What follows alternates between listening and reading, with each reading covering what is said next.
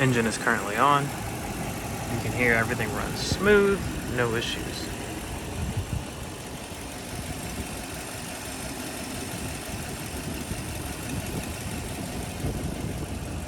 There is a little sticker here that says timing belt was replaced at 150,000.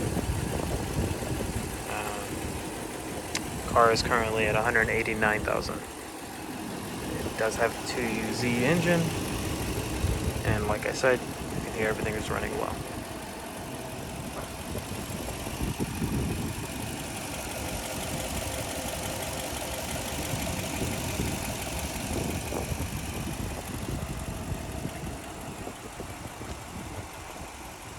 Let's go for a quick drive.